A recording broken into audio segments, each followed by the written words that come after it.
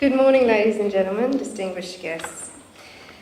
I'm going to be doing a little bit more than just an interest in regional medicine. I thought to make this topic a little bit more relevant and a little bit more current, I'll also look at resource allocation because I think it's really quite a key topic with this particular area. I'm keenly aware of the disproportionate allocation of funding that currently exists for women facing crisis and unplanned pregnancy. During the previous bill campaign, in discussions with several MPs, I presented the lack of equality in expenditure, whereby currently spending solely focuses on rebates for terminations and is not sadly distributed to organisations, such as we've just had on the panel, that assist women in their choice to offer their baby life beyond the womb. More specifically, if funding is not equally distributed through the medical benefits scheme to both abortion providers and acquirers and to the agencies who assist women to offer their baby a live birth, such as the pregnancy crisis counselling organisations and adoption agencies, there is not a true choice, as there is unequal accessibility and funding of the two big differing options. Today I'm going to go much further in my explanation and outline why public funding of abortions, especially the intended funding of the abortions with the new law reform, is an inappropriate use of expenditure. According to the website Children by Choice, the rate of termination in Queensland is between $10,000 and $14,000 per annum.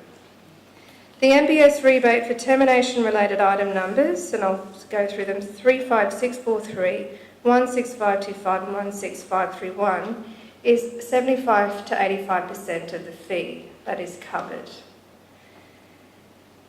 If the 16525 or the new proposed item for MBS funding of the 22 to 40 week gestation abortions was to be introduced as is intended, this would amount to a significant figure and equate to new expenditure requiring siphoning of funds from existing areas of need. These figures do not take into account public hospital costs, including theatre time, wages of medical staff, and cost of procedure-associated medication. Meanwhile, GP visits, and I'm sure everyone's experiencing this, which are required by all demographics, are becoming increasingly expensive with the rebate freeze, crippling bulk billing surgeries and making bulk billing unviable. The outcome is busier and more unsafe emergency departments due to longer waiting times. It's not good, it's not best practice. So my question to the room, is this where our health expenditure should be allocated? I argue that there are far greater areas of need, particularly in rural and remote health. In the National Rural Health Alliance Incorporated article, Knowing the Issues, and I quote, about 1/3 of Australia's population live in regional, rural and remote areas. This equates to 7 million people. On average, they don't enjoy the same high standard of health and wellbeing as those who live in cities or have the same access to health services and health-related infrastructure. Among areas where additional expenditure is desperately needed are mental health, chronic diseases, and oral or dental health. Their report shows an annual shortfall in the primary care deficit in regional and remote areas of at least $2.1 billion in a single year, 2006 to 7, which was the latest year for which data was available. And this underspend on primary care, which are doctors, dentists and pharmacies in regional areas, contributed to a need for an extra $830 million to be spent on acute hospital care for people from rural and remote areas. Now, these are all just numbers, but if we then look at the 2017 to 18 health budget, we can see that the government is investing only $208 million, massive shortfall for what's required to upgrade health facilities and supporting infrastructure in rural and regional areas, compared to a very similar figure of $200 million for enhancement of public hospital capacity in southeast Queensland. So you can see the discrepancy there. Are we putting our taxpayer money and government funding where it needs to be? I would argue rebate of terminations should not be regarded as a primary area of need, particularly when basic services are not readily available to a significant proportion of the Queensland population. I would also argue that abortion is not an emergent procedure, apart from the extremely rare cases of the mother's emergent ill health, but this is already legalised in the state. In addition, surgical abortions require specialist obstetric and anaesthetic involvement.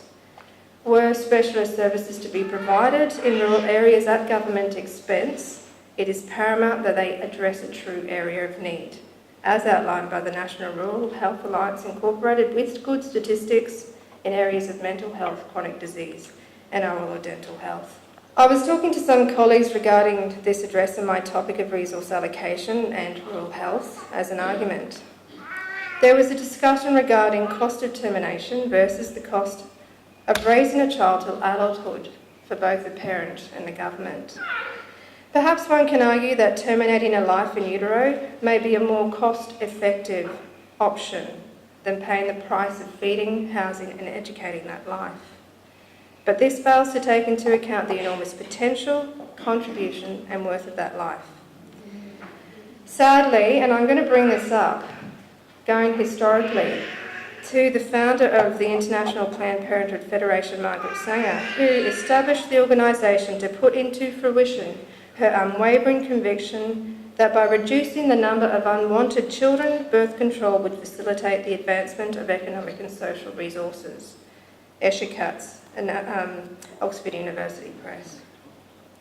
So are we as a society going to go along that belief and view non-adults, the disabled, the so-called unwanted as commodities, rather than human beings who deserve the fundamental right to life, nurturing and education?